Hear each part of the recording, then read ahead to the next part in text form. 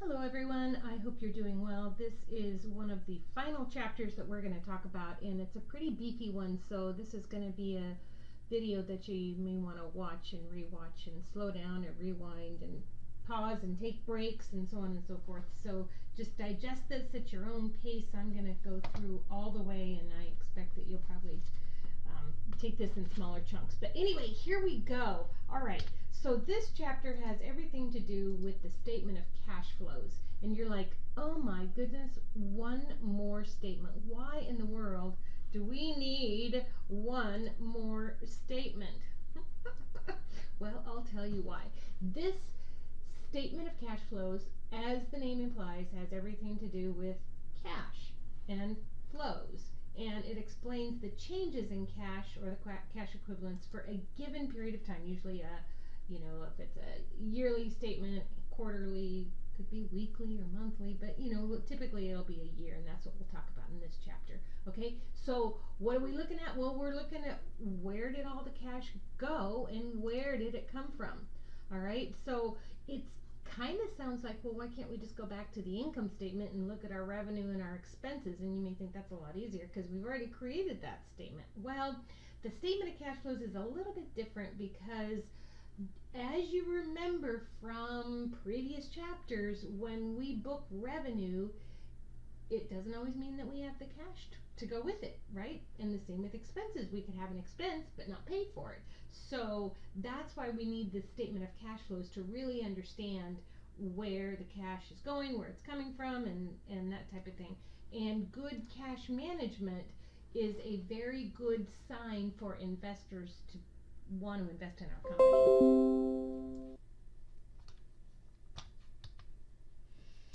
Okay, so there are a couple of different methods for creating the statement of cash flows. One is called the indirect method, starts with the net income and adjusts for it, which we're going to go through completely, so don't get all excited.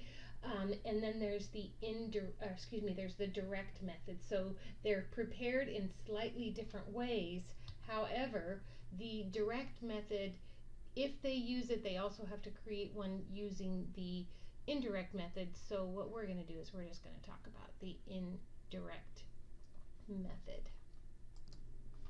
All right, so there are three different sections on the statement of cash flows.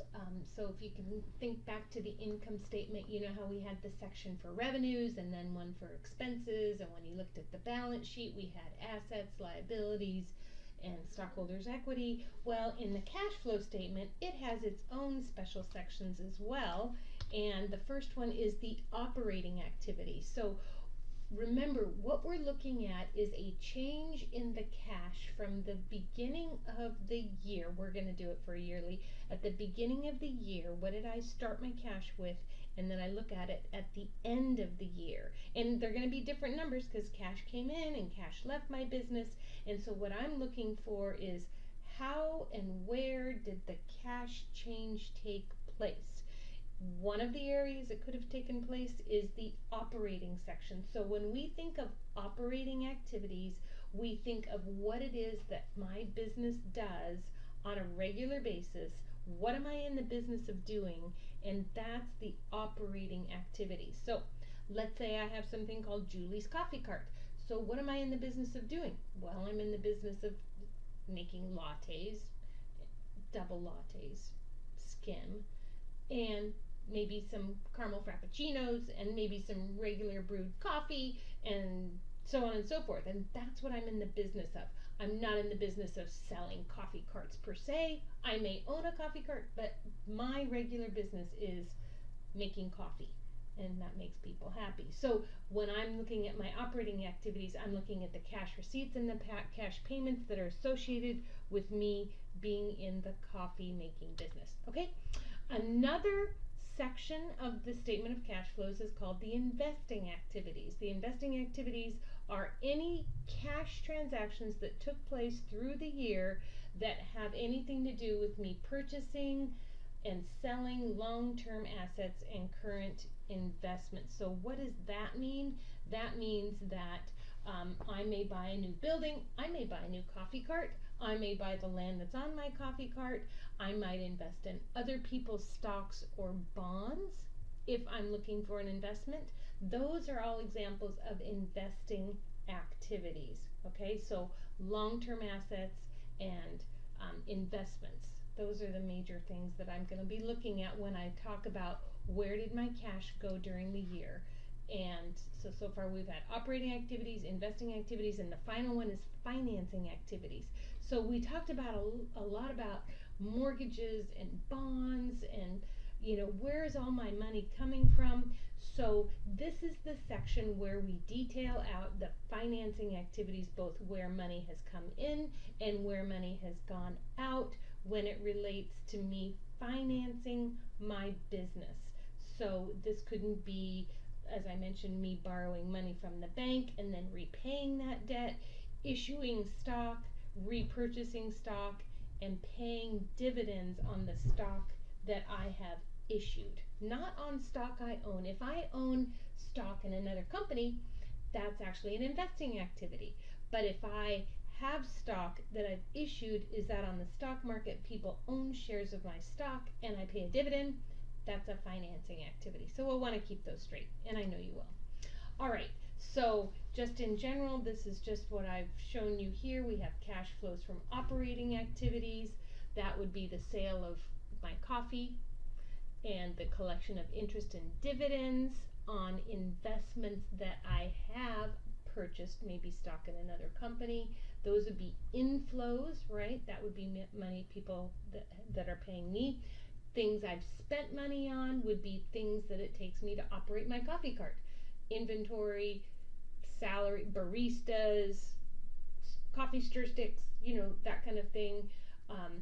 Interest that I'm paying, and income taxes, right? So those are all examples of operating activities and the cash flow around that. Okay, investing, so cash inflows from investing would be if I had an investment and sold it, if I had a coffee cart that I sold, or any other my long-term assets, collections of notes that I have, notes receivable. So if I've loaned somebody else money and they pay me back, then that money comes back. That's an investing activity. What's a cash outflow as it relates to investing activities? So that would be if I purchased another coffee cart, or maybe I purchased some other long-term asset. Maybe I purchased a big old fat cappuccino machine. Those are expensive. All right. Or if I've loaned money to another company, that's a notes receivable. So those are all considered investing activities. All right, and then finally, we have financing activities. So where does the money come from as it relates to me classifying my financing activity?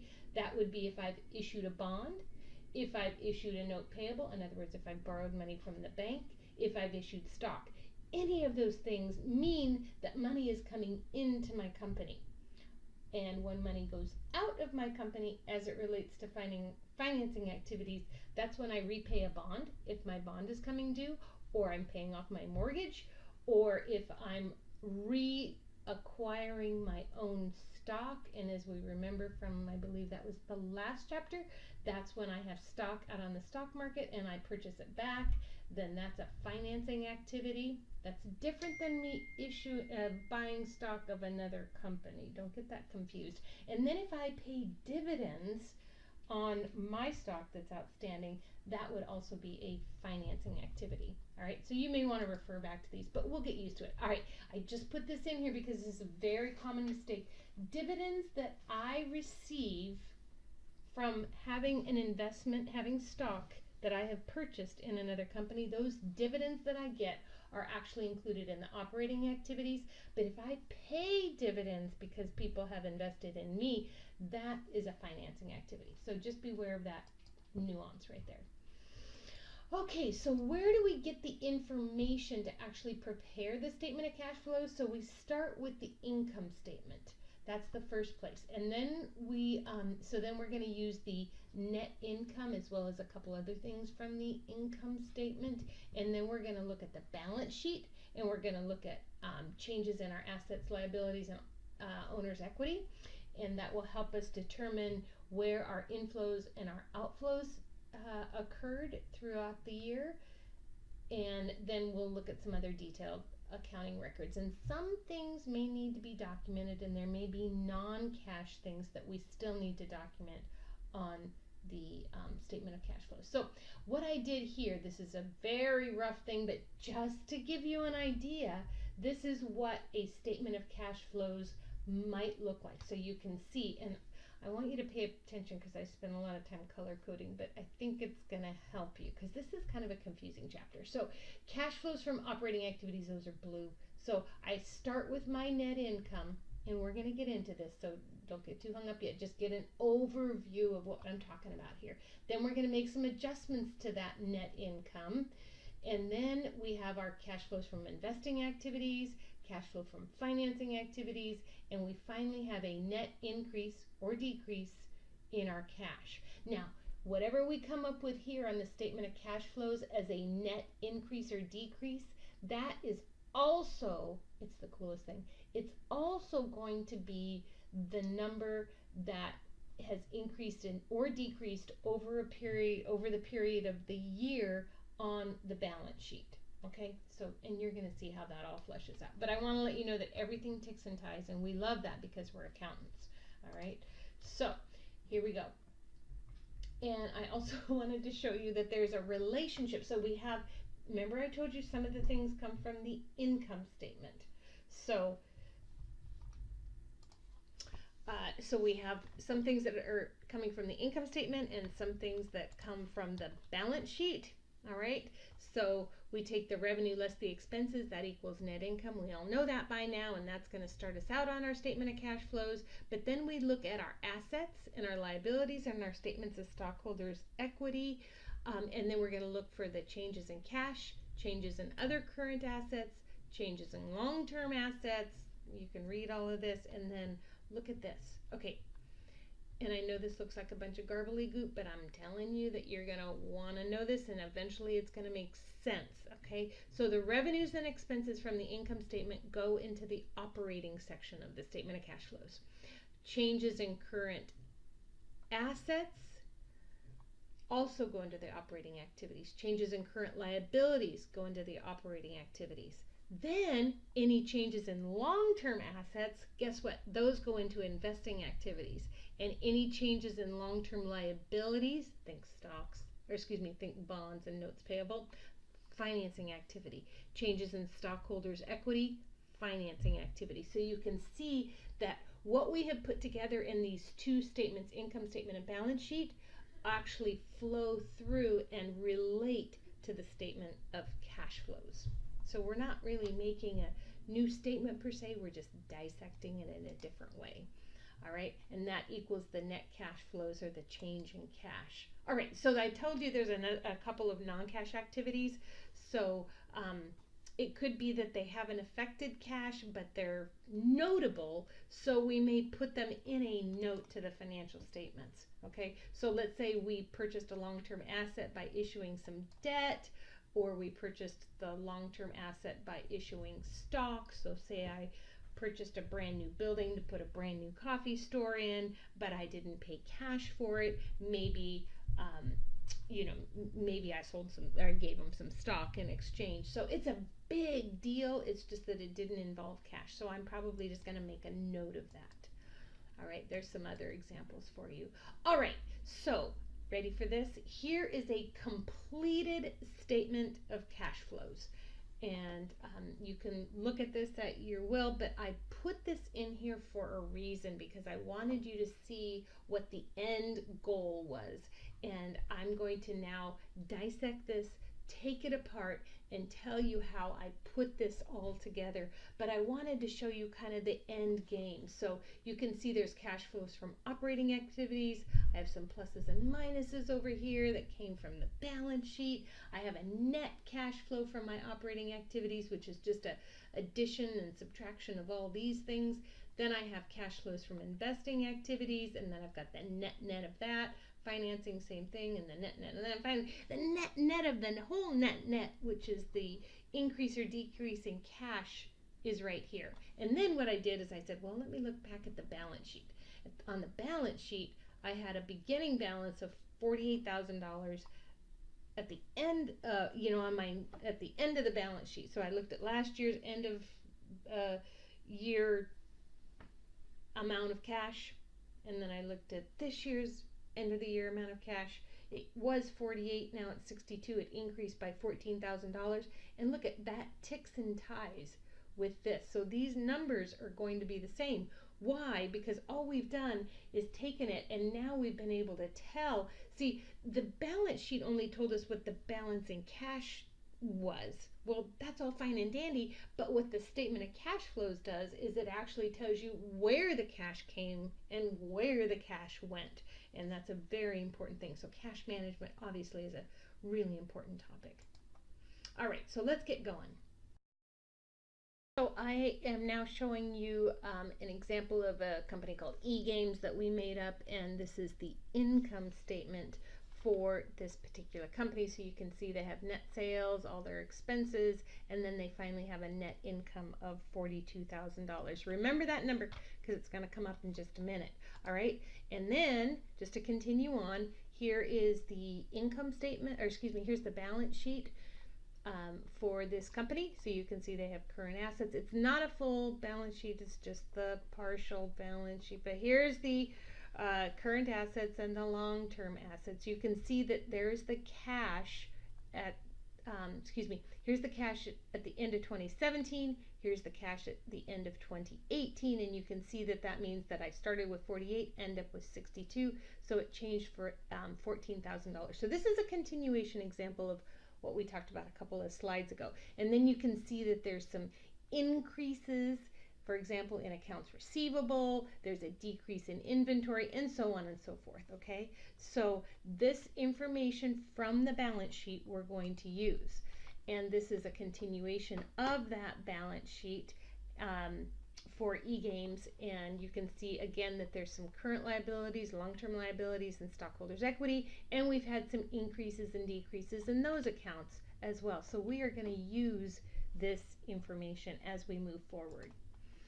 Okay, and here's some additional information. We're going to use this in our statement of cash flows. It looks like they purchased some stock, they sold some land, and so on and so forth. So we're going to deal with each of these individually as we build our statement of cash flows for this company. So step one, we're going to calculate the net cash flows from operating activities. We're going to go back to the income statement, back to the balance sheet. Then we're going to determine for the investing, and then we're going to use the financing. You can see I got these color codes going. I hope you enjoy them. Okay, and then we're going to see the whole change. All right, so first thing is that we're going to do the operating activities.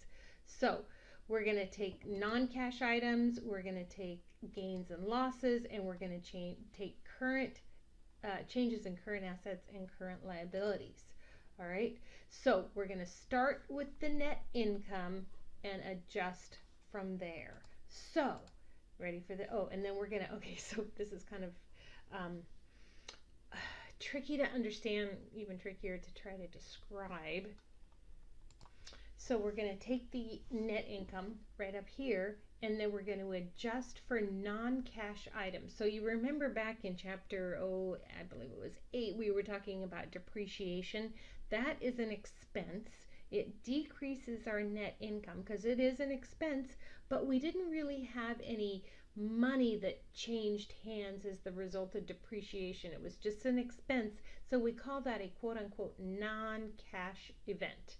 And the same with amortization. So we take those things, and now we're going to adjust for those. So we start with the net income right here, and now we're going to adjust for the depreciation expense by adding it back. All right, so just think about this for a minute. I have my net income. I arrived at my net income because I had a certain amount of revenue, and then I had all these expenses, and one of those expenses was depreciation. So if I'm trying to get a sense of how much of my net income was actually cash related, then it makes sense for me to add back non-cash items like depreciation and amortization, right? Yeah, you'll have to think about that for a while, but I know you'll get it if you listen to that again. All right, so And then the next thing that happened that was also a non-cash event was that I had a sale, or excuse me, I had a loss on the sale of my land for $4,000. So again, a loss is not something that is really a cash event, but it did decrease my net income. So I'm going to add that back because again, I'm trying to get to the point where I understand what is happening with my cash as it relates to my whole situation. All right, then the next thing I'm going to do is I'm going to look at my current assets. And if I had an increase in my current assets, I'm actually going to subtract that. So I'm going to look at my balance sheet. I'm going to look at my current asset balance from last year, from this year, and if there was an increase in that current asset, I'm actually going to subtract that on my statement of cash flows. And I'm going to do the opposite. If I have a decrease in a current asset, I'm going to actually add that back on my statement of cash flows. So we're just converting our income statement items from accrual basis to cash basis, which is why we're adjusting the net income for these kinds of things. Okay, so here we go. So you can refer back to the balance sheet, but what I've done is I've just brought forward the piece about accounts receivable. So now remember, we've taken care of net income, we put that on the statement of cash flows, then we've taken care of non-cash events that were on the income statement, and we've adjusted for those, depreciation and loss in the case of e-games. Okay, now we're going to look at accounts receivable. Then we're going to look at the current assets. Accounts receivable is the first item up for bid, and we can see that in 2017 our balance was $20,000 for accounts receivable. In 2018 it was $27,000.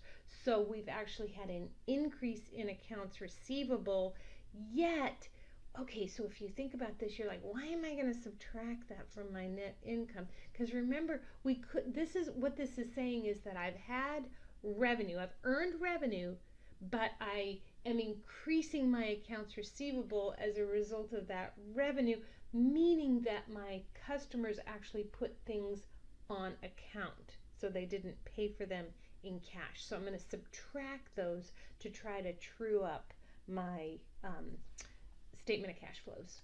And just for fun, I actually flipped back to the balance sheet just so you can see that my accounts receivable over here, it was $20,000, now it's $27,000, which means it had an increase of $7,000. So I just bounced back to the balance sheet so that you could see I'm literally pulling things off of the balance sheet to put them on the statement of cash flows.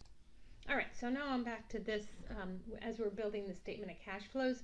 And now what I'm going to do is actually, because there was an increase in accounts receivable, I'm going to subtract that from my statement of cash flows. Going back here, reminding you that an increase in a current asset means we're going to subtract that. Okay? All righty. Let's move on to the next current asset. We're now still, remember, in the operating section of the statement of cash flows. Okay, so the e-games inventory balance decreased by $10,000 during the year. And again, I just flipped back to the balance sheet here, and you can see that in 2017 it was $45,000. Now it's $35,000. Yep, that is a $10,000 decrease. And so now I'm going to take a decrease in inventory and I'm going to add that back in. So think of it this way, and maybe it's, anyway, think of it this way is if you have an increase in a current asset, you do the opposite with it. You minus it. If you have a decrease in a current asset, you add it back in. All right, so that's your rule of thumb. All right, what's the next thing that happens? So now we're still on current assets. We're still in the operating section of the cash flow. Their prepaid rent decreased by $2,000. I could take you back to the balance sheet, but you're now going to have to trust me that there's $2,000 less. So now I'm going to increase my statement of cash flows, because there was an increase in prepaid rent, I am now going to decrease that on my statement of cash flows. All right, because I'm still in current assets, prepaid rent is a current asset. It went up by $2,000, and so I'm going to decrease that on my statement of cash flows. All right. And the way you think about that is that the company paid $2,000 for the prepaid rent, but there's no corresponding expense yet, right? The cash has been given out for that prepaid rent, which caused cash to decrease by $2,000, but net income was unaffected. So to adjust for the fact that the income statement is lower by $2,000, we need to subtract that to reflect the prepaid rent. Okay? All right, what's next? Now we're into current liabilities. And if your head isn't twisted enough yet, it now will be. So eGames accounts payable decreased by $5,000 during the year. So you could go back to the balance sheet. You could confirm that yes, indeed, accounts payable did decrease by $5,000. And so now what I'm going to do is, because it decreased by $5,000, now because I'm talking about current liabilities, now I'm going to decrease accounts payable by $5,000. Okay, name of the game here is that for current assets, you do the opposite thing. If a current asset increases, you subtract it. But if it's a current liability, then you'll go the same direction. So you have a decrease in a current liability, you subtract it. You have an increase in a current liability, you add it. Okay, so current assets are the only thing that seem kind of backwards. All right, so let's keep going. We can do this. All right, there we go. So now eGames, they had interest payable, again a current liability. It increased by $1,000. Now because we're talking about liabilities, when we have an increase in a current liability, then we do the same. We'll add that to our to our statement of cash flow. So you look at it this way. An increase in an accounts payable indicates that the company recorded an interest expense of $1,000, but it didn't really pay the cash. So in other words, the $1,000 increase in interest payable reduces net income because they had an interest expense, but it had no effect on cash. So we're going to add that back to reflect that exact thing. So we had an expense with no cash effect. Whew. All right, let's look at income tax payable. It decreased by $2,000 during the year. So the decrease in the income tax payable indicated that the company paid $2,000 to reduce the liability in the income tax payable, but it didn't report any corresponding expense. So in other words, the cash outflow reduced income tax payable, and it caused the cash to decrease. To adjust for the cash being lower by $2,000, we're going to subtract the decrease in income tax payable from the net income. And so there it is. It's a decrease in the cash. All right. So you can read this, and this is just some common mistakes that you can make. And I have a couple of key points for you as well. All right, let's move on, and things are going to get a little bit better now. We're going to go to the investing activities. Okay, so we have increases and decreases in investments, and we have increases and decreases in assets like property, plant, and equipment, intangibles. So when we look at the eGames, they purchased an investment for $35,000 in cash. They sold land for $10,000, or that costed $10,000, and they were able to only sell it for $6,000, so you could say they had a loss. And they purchased $20,000 in equipment by issuing a note payable. So you can see that there's no cash that was exchanged here, right? It was a big deal, but there was no cash exchanged. So what do? So now I have moved on to the investing section of my statement of cash flows. This is partial because we've already taken care of the operating. We're only going to focus on the investment part now. So here's the purchase of an investment. And because I purchased the investment for cash, I'm going to take that down by $35,000. And just so you know where I got that information, I went back to my balance sheet, I looked under my long-term assets, and I can see that my investments right here were 0 in 2017. They went up by $35,000. Furthermore, that is why I wind up over here and I'm going to subtract the $35,000 because I paid cash for it. And again, it's in the investing section and not the operating section because the $35,000 investment I made is not part of my normal operating activities. It is an investment, right? In other words, I don't do this every day, right? My coffee cart doesn't have investments of $35,000 every day. It's an investment for me. So the next thing on the list here is that I sold land that originally costed $10,000 for only $6,000. Do you remember when I issued the loss up in the operating section, because that's where it was on the income statement? And now, because I sold that land, I'm also going to indicate here that I have a sale on my land. So in other words, I was given $6,000 in cash for my land, and this is where I reflect that. All right, remember our eye is still on the ball. And what is the ball? The ball says that I need to know where my cash went and I need to know where it came from. And that's why I'm doing the investment part, saying, oh, well, I spent $35,000. Oh, but I actually got $6,000 by selling land. So that's what we're doing right now. Okay, the next thing that happened is that I purchased some equipment.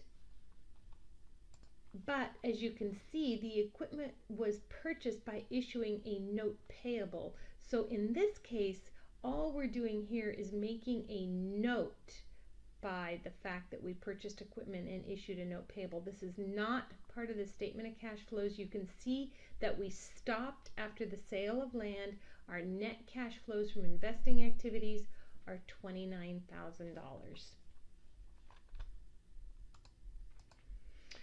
Okay, now we're going to move on to financing activities, and we're going to look at long-term liabilities like notes and bonds and stockholders' equity. So we're going to go back to the balance sheet and check those things out.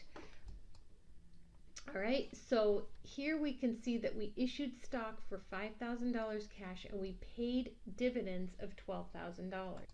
So for hopefully the last time, I went back to the balance sheet and you can see that my common stock went from $100,000 to $105,000. So there was $5,000 more in stock that I issued. So you can see. And I also went to the additional information part, which is also going to be something that would be available to you. And you can see that they issued common stock for $5,000 and they declared and paid a cash dividend of $12,000. So now I've come back to this section of the statement of cash flows, and I can show you here that when I issue common stock, that means people purchase stock out on the stock market and I get that money. So it's a plus for me. However, when I pay cash dividends, then that's a minus for me. So the net of all of that from the net flow of, or the financing activities, the net of it all is that it went down by $7,000. So my financing activities, I didn't lose money. I just put more money out than I brought in. All right. It's not a big deal. It's just in the grand scheme of things, that's the activities that happened around my financing activities. Another way you could have found out about the payment of the cash dividends was you could have looked back to the retained earnings section on the balance sheet and you would have seen that retained earnings increased by $30,000 even though net income was $42,000, and so that must mean that they declared a cash dividend. So here, even though I promised I wasn't going to go back to the balance sheet, here I go back at the balance sheet. You can see here's my retained earnings, and they were 41 and they went up to 71, so that's an additional $30,000. However, if you went back up to the income statement, you can see that the income statement was $42,000. So why would retained earnings only go up by $30,000 if I had net income of $42,000? And the answer is we had dividends, because retained earnings is nothing more than beginning retained earnings plus net income less dividends equals ending retained earnings. So that's a second way I could have found out about my dividend. So here I am back, and my net cash flows again from financing activities is a minus $7,000. And guess what? We are now through with creating our statement of cash flows. These are all of the things that we built. We started with net income. We adjusted not only our non-cash events. Here was our two non-cash events, which was depreciation expense and the loss. And now we also adjusted for current assets and current liabilities in the operating section. Here's my net from my operating activities. And then I had my investments and my sales of land, which were my investing activities. Here's the net of my investing activities. Here's the net from my financing activities. And if you add 50,000, subtract 29,000, subtract 7,000, you get a net increase in cash of $14,000. And if you remember, at the beginning of the period, or the end of 2017, we had a balance of $48,000. We had an ending cash balance in 2018 of $62,000. That means we had a change of $14,000. So now you can see this statement of cash flows did nothing more than help us understand that we got $50,000 of that $14,000 from operating activities, but we spent $29,000 on our investing activities, and we spent $7,000 on our financing activities. So this just helps us understand our cash management. So I've given you a couple of key points here. Investing activities can be explained by long-term assets. Financing activities can be mostly explained by long-term liabilities and the changes in stockholders' equity. So I provide you a challenge. Here I want you to show me if you can tell me the payment of employee salaries, what kind of activity that is. Is it operating? Is it investing? Or is it financing? And if you pay employee salaries, is that a cash inflow or a cash outflow? And I want you to do it for all of these things just to see if you can get it. I will post the key. Okay? So then there at the very end here, there is some financial analysis that you can do based on cash flow ratios. So they're often used to just give you more analysis of a company as a creditor, as an investor, as an employee, right? And you can see the survival in the long run of the company based on how well they're utilizing spending as well as gaining their cash. So here's a couple of examples. You can look through these on your own. Here's some information about Apple and some information about Google, just to compare a couple of companies, and you can see what their return on assets are and what their cash return on assets are. So you can see that the return on assets for Apple is very high at 18%. Google is only 11.9, still very respectable, but you can see that Apple has a higher return on their assets, but we gain additional information, right? So this was our net income divided by our total assets, right? The average, so we took the beginning plus the end and divided by 2. That's how you find the average. But now with this information here that we've just gleaned from the statement of cash flows, we can do a little bit more digging. And the examination that we find now is we'll take the operating cash flow and divide that by the average total assets, which is the same up here. But now this presents a cash return of,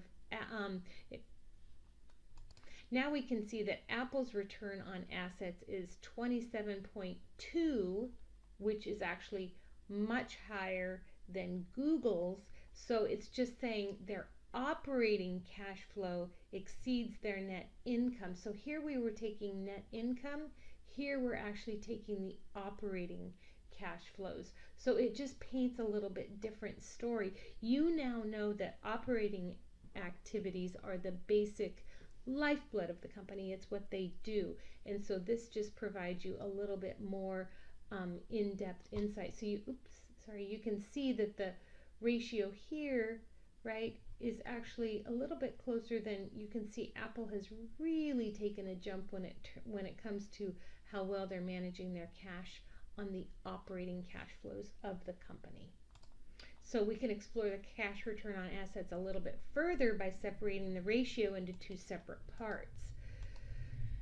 So here we can take the operating cash flow divided by the average total assets by net sales, right?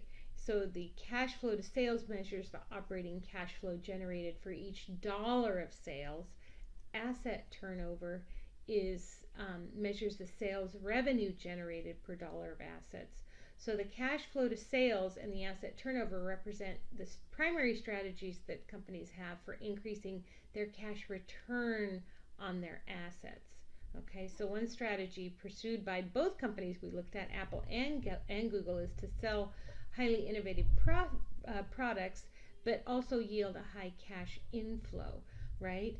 So another strategy might be to pursue high asset turnover by selling lower price items.